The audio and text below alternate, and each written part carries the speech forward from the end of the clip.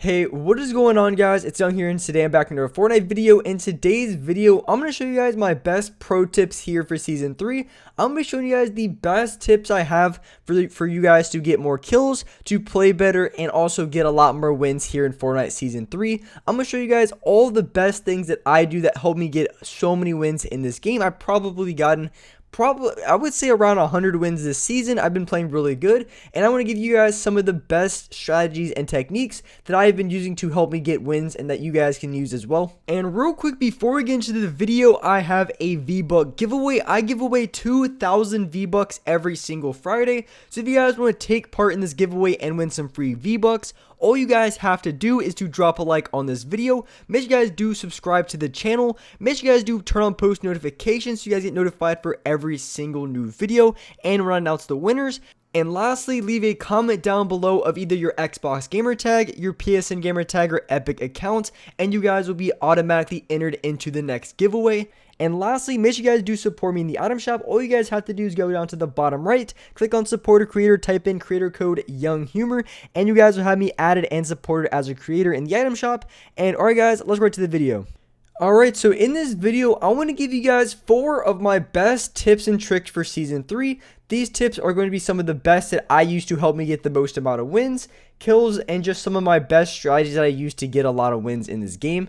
So going into the first one, now this one is really important a lot because there's going to be every single time in a game you're going to get stuck in a situation where you have to get off some of your minis, you have to get some of your heals. So one of the biggest strategies that I've used and a lot of really good players use as well is when they're in boxes and they're trying to get off their heals, they'll box up and as well they place a ramp over them.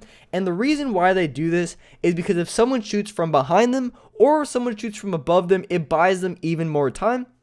Because if you were going to pop a mini in this game, it only takes 2 seconds to do so. So if you make a full box and you place a ramp, chances are you're going to have enough time to get off your minis. And another good thing about having a ramp above you is, say for example they try to take your wall, and so they take your wall, they place their own ramp, or they take the wall and they place a cone.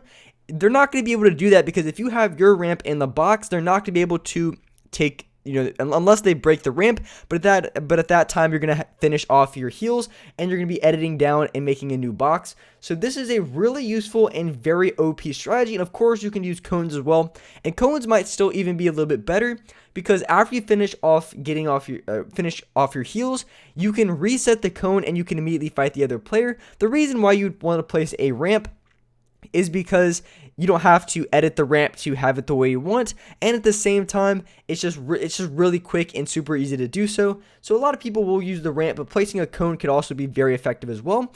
And another really good strategy that you can use is instead of editing out onto the walls, what you can do is you just want to edit straight down, because this is a much simpler edit and you're not going to mess this edit up, because all you have to do is just click the square and you're going to immediately be editing down. And that's exactly what you want to do in this situation, because a lot of times if you're in a box and if you have a ramp up, you're going to be kind of in a situation where you're right next to the wall, which can be a little bit more complicated to get the edit off. So in order to just minimize the chances of you messing up your edit, all you want to do is edit the single square downwards, and it's going to be a very effective strategy for getting off your heals. So the next thing you guys want to do, and this can be tied into the first one as well, is you want to utilize your metal in a very smart way. Now the reason why this is super effective is because when it comes to metal, obviously the max HP of the metal is more than any structure in the game. But in case you guys didn't know, when it comes to metal walls, they also start out at the max HP. So when you just place a wall, whatever structure in this game, if you just place the metal one, it's going to start out at a higher HP than say you place a wood one. So placing metal or using metal in the right situations can be a very effective strategy for getting off your heals. And also at the same time, if you just need to ramp up to place a launch pad, that can be very good as well. And at the same time, another very useful strategy that you can use is if you know you're going against a try-hard player, so you've seen them in a previous build fight and they just crank as hard as possible. Before you go into the build fight, or when you're starting off, you probably want to start out in metal, just in case someone else, some little Timmy comes along and tries to shoot at your build. It's going to be much more difficult and it's going to buy you significantly more time. So being very accurate and being very smart with your metal can be an extremely effective way to get off your heels and as well just play a lot smarter in this game.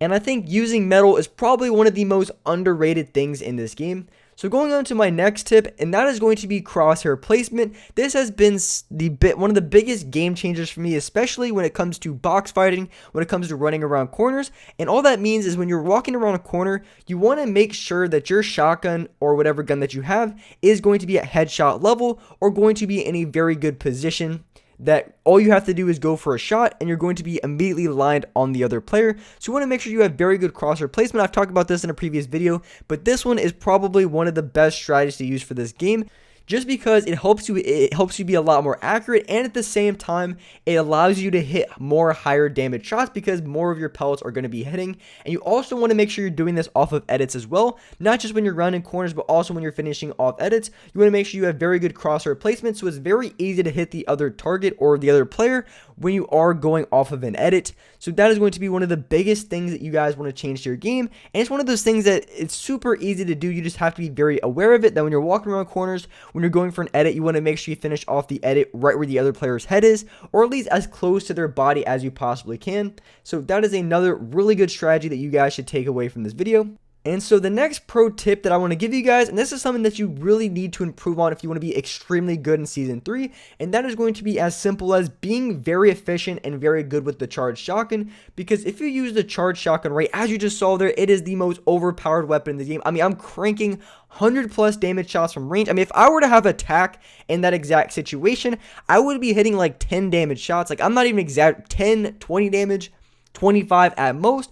The charged shotgun is significantly overpowered in this game as long as you know how to use it correctly. So being very efficient, knowing how the gun works, and being very good with it is going to be one of the most beneficial and biggest game changers here in this season. And I made a full video on all the best tips to have with the shotgun, which I'll probably have a card up at the top of the screen or at the end of the video. You guys can click on it. I highly recommend checking out that video because I have all of my best tips and my best strategies when it comes to the charged shotgun that is going to help you be the best with it, help you hit way more shots, and also show you the best strategy that I use to hit way more damage and to take less damage when you're charging it up.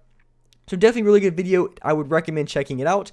But the charged shotgun, it really just is a game changer. It has significantly more range than any shotgun in the game. Obviously, the combat shotgun back from like Season 9, I think it was. I think that one may have had a little bit more range. Actually, they probably had like about the same. But the charged shotgun can easily hit 100+ damage body shots from 3 box lengths out. I mean, if you hit a headshot, I mean, it's just so good. It has so much more range, and as long as you know how to use it very efficiently and effectively, it can really be the best weapon in this game. And even so, even if it is a gray variant of the charged shotgun, it is much better. Like, I would rather pick up a gray charged shotgun than say a purple tack or even a gold tag, just because the charged shotgun has way more range and I hit way more damage consistently with the weapon.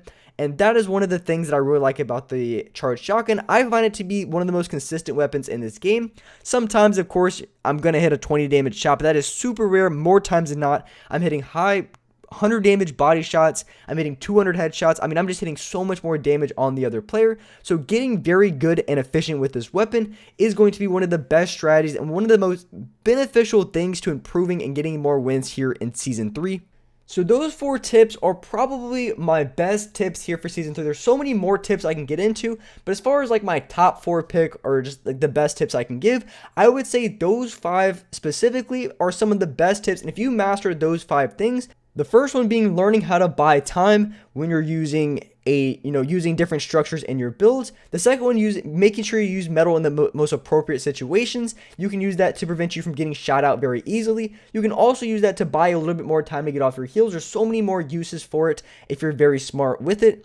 And the third one is going to be crosshair placement, making sure your crosshair is correctly placed when you're editing structures, when you're rounding around corners. That's going to help you hit way more shots and way more damage. And the fourth one is trying to be as efficient as possible, learning all the best strategies when it comes to the charged shotgun. So those are going to be my 4 best and pro tips for this game. So with that being said, I appreciate you guys watching the video. Make sure you guys do drop a like. Make sure you guys do subscribe to the channel if you guys are new. Make sure you guys do hit that notification bell so you guys get notified for every single new upload. And as well, I do live stream every single day here on the channel at 6 o'clock Eastern Standard Time. So definitely come by my live streams if you guys haven't already. But with that being said, I appreciate you guys watching the video. And alright guys, I'll see you next video.